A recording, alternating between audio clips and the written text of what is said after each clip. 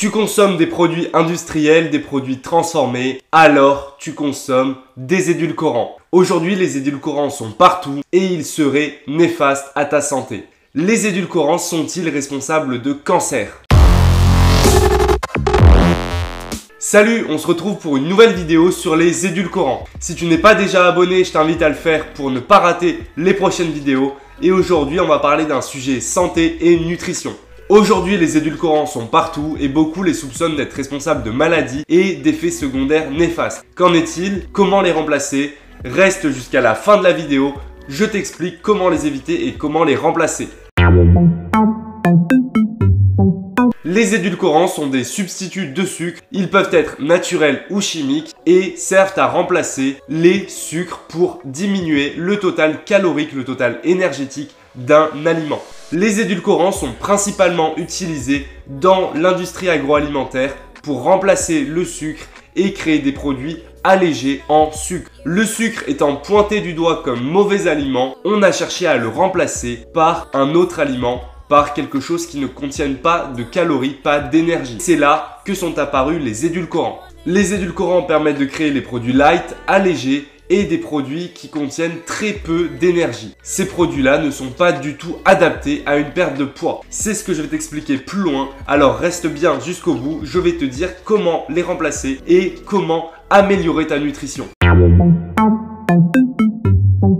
Les édulcorants responsables de cancer, c'est ce qui est pointé du doigt depuis quelques années par différentes études. Très récemment, en début d'année, une étude française a montré que certains édulcorants augmentaient le risque d'avoir un cancer. C'est cette étude française qui a pointé du doigt le risque réel des édulcorants. À travers une démarche statistique, cette étude a pu montrer qu'il y avait un lien non négligeable entre les édulcorants et des cancers. Dans cette étude, 2 édulcorants sont pointés du doigt. Le premier, l'aspartame, est pointé du doigt comme risque majeur dans le cadre de certains cancers. Et le deuxième, l'acésulfame K, suit un petit peu ces résultats-là et serait aussi responsable de certains cancers. Alors le lien entre perturbateur et cancer est un petit peu complexe, parce qu'un perturbateur ne va pas directement entraîner un cancer. Cela dépend de nombreux paramètres, ta génétique, ton alimentation, tes habitudes de vie, ton environnement. La consommation régulière d'édulcorants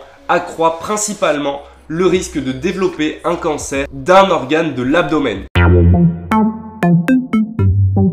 Les effets secondaires des édulcorants ne se limitent pas au cancer. On retrouve aussi des cas d'hypertension, de diabète et différents dérèglements du corps humain. Chez les personnes qui consomment régulièrement des édulcorants, la qualité du microbiote, soit des bactéries que l'on retrouve dans son estomac, dans tout son système digestif, est beaucoup moins bonne.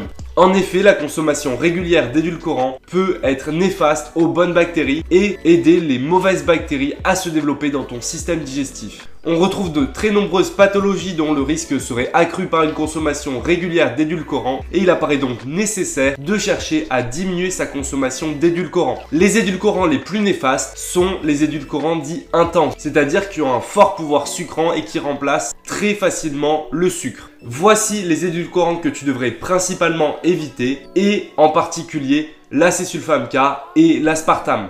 La stevia est une plante d'Amérique du Sud qui est très bonne, qui a de nombreuses vertus pour le corps, mais en tant qu'édulcorant, elle subit un tas de processus de transformation chimique qui la rendent beaucoup moins saine. La stevia est souvent présentée comme une alternative naturelle aux autres édulcorants, mais c'est un discours marketing pour faire vendre. Évite de consommer de la stevia comme les autres édulcorants que je t'ai cités et cherche plutôt à les remplacer soit par des édulcorants naturels, soit par du sucre de meilleure qualité. Remplacer sa consommation d'édulcorants n'est pas toujours évident. Déjà, il faut chercher à éviter de consommer des produits transformés, des sodas et des produits light allégés. Tous ces produits sont bourrés d'édulcorants et seront néfastes sur le long terme à ton corps. Pour cela, lis simplement les étiquettes et recherche le terme édulcorant. Tu verras que tu prendras rapidement cette bonne habitude et que ce sera beaucoup plus simple, que tu sauras rapidement identifier les mauvais produits à éviter. Pour ce qui est de ton ajout d'édulcorants au quotidien, dans ton café, dans ton chocolat ou autre, essaie de remplacer ces édulcorants-là par du vrai sucre ou bien par des édulcorants naturels. Les édulcorants naturels, on va retrouver le sirop d'érable, le sirop d'agave principalement. Il existe aussi d'autres sirops, d'autres édulcorants naturels comme le sirop de riz, le sirop de coco, mais qui sont un petit peu moins sains et un petit peu moins intéressants pour ton corps. Autrement, tu peux remplacer tes édulcorants par des sucres naturels. Tu vas pouvoir trouver du sucre de coco qui sera un petit peu plus sain. C'est maintenant à toi de changer ton alimentation, d'essayer de l'améliorer. Tu pourras retrouver de plus nombreux conseils dans ma formation qui se trouve dans la description. Pense à t'abonner et à me suivre pour ne pas rater mes prochains conseils. Allez, force!